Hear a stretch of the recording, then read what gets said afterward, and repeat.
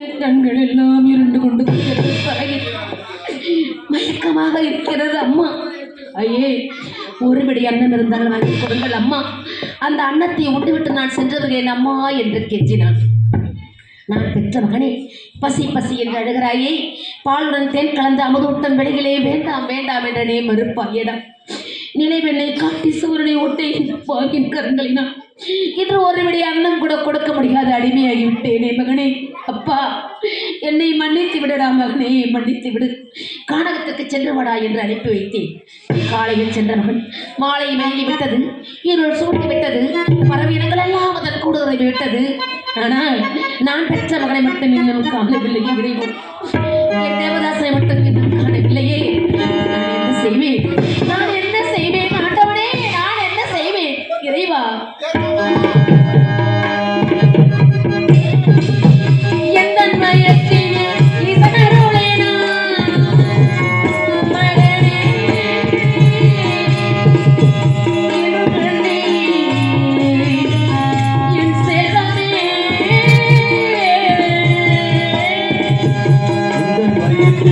சரலுழினா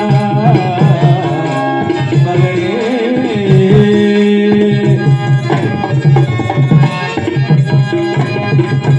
எந்தன் முயற்சியில் சரலுழினா எந்தன் பயத்தில் சரலுழினா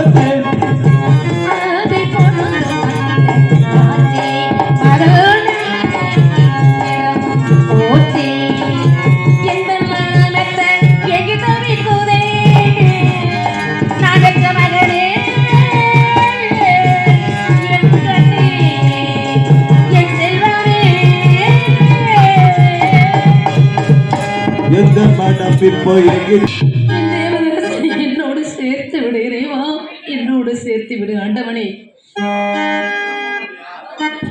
எப்ப மகள் பருவானோ